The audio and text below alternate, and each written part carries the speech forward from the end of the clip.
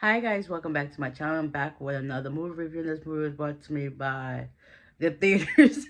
I know it came out last month, but I finally got around to check it out. So we have The Front Room starring Brandy Norwood. Let's just say the synopsis for this movie was crazy. Like the trailer definitely have you intrigued. But the fact that I actually sat and watched this whole movie, it was like it definitely wasn't worth the wait, but it was decent.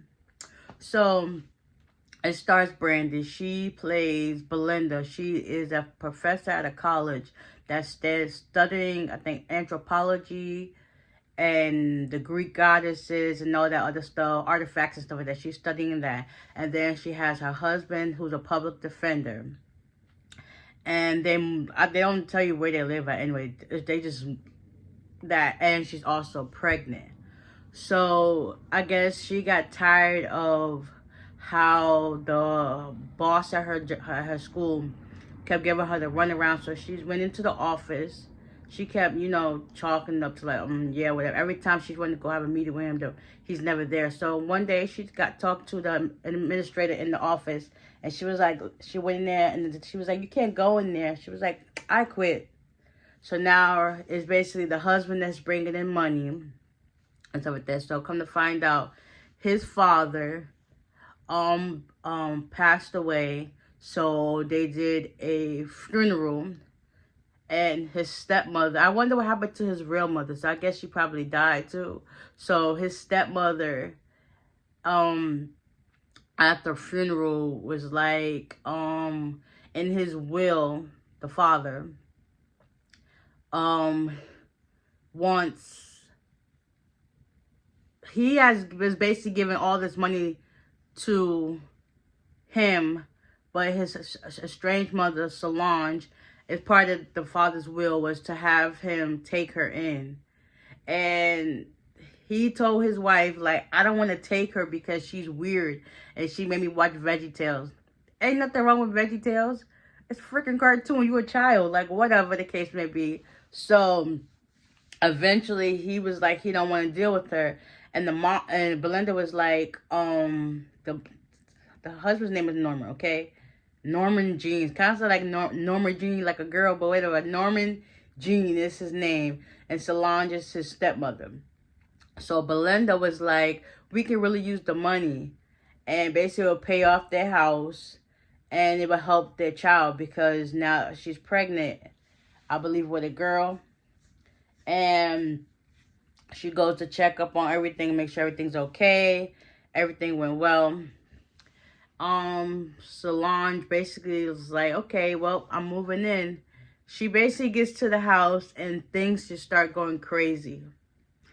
She started like doing stuff on purpose, but only Belinda would see it, and Belinda would tell Norman, and Norman would just be like, no, don't worry about it. Mind you, he basically, I mean, he did say he didn't want her there, but he had to go to work, so he had to basically leave Belinda to take care of his ailing stepmother, while she's pregnant, all alone. So Solange would poop and pee on herself on purpose. And then when Belinda and them would come, she would laugh like, yeah, that's what I want to do.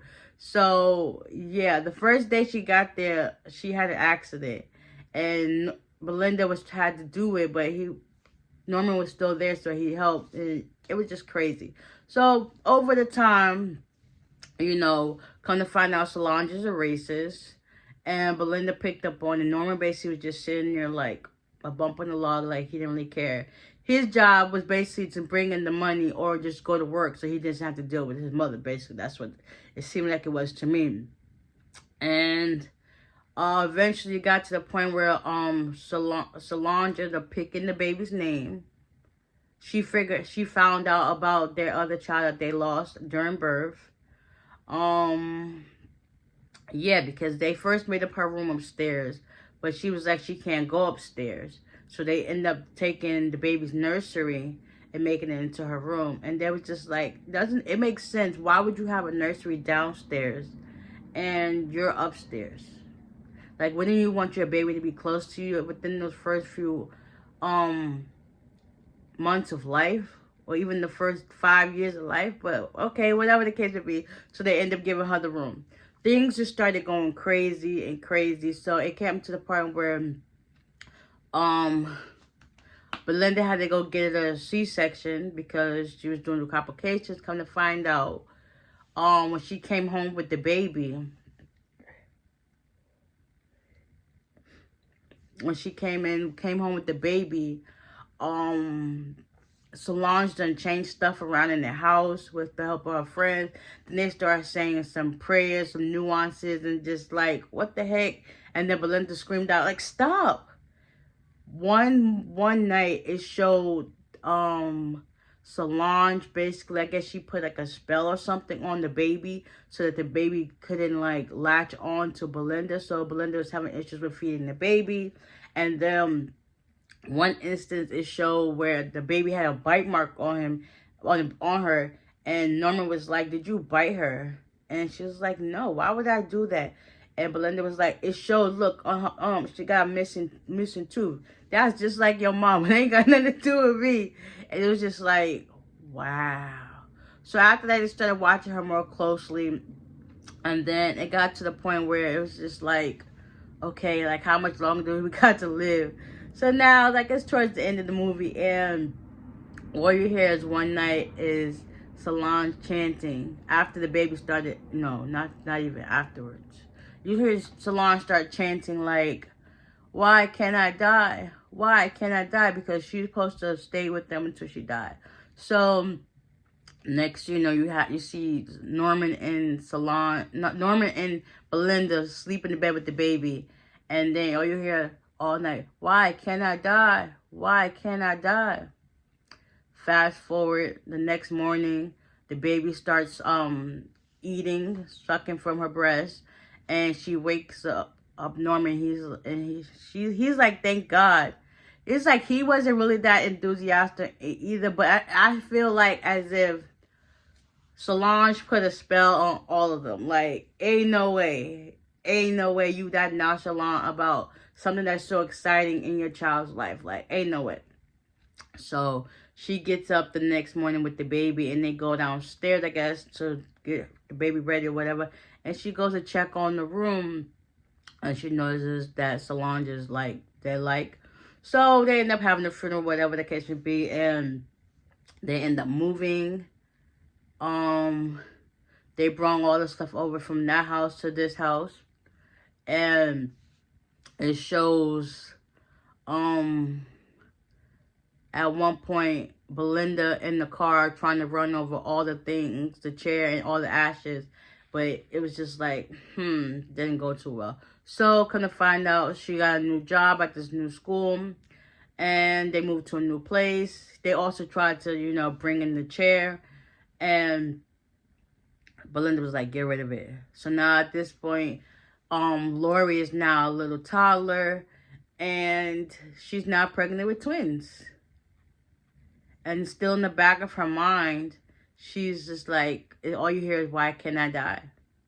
So the new person at her new job was asking her how everything was going. She was just like, everything was good until my mother-in-law, I guess, she had her moments, but whatever. She didn't say it like that, but, things transpire when you're dealing with a newborn and a mother-in-law. They'll drive you crazy. So she was having flashbacks. Come to find out, Belinda is the one that killed the mother-in-law. So now they got this money and this brand new house, and now they got 3 kids and stuff like that to worry about. This movie, like I said, it was crazy. Like, the synopsis for it, it was just like, it basically was all over the place. There was no time frame, no like backstory of everything, how everything transpired. It was just all over the place. But like I said, it was decent. It definitely wasn't worth the wait. But watch at your own risk, if I say. It's called The Front Room. It's been out for about a month now. It was in theaters, starring Brandon Neward. So, yeah, it was okay to me. I mean, I actually watched it, so obviously it must have been somewhat good. So, yeah, it was okay to me. So, with that being said, hope you guys enjoyed this recap. And I'll see you at the next one. Bye.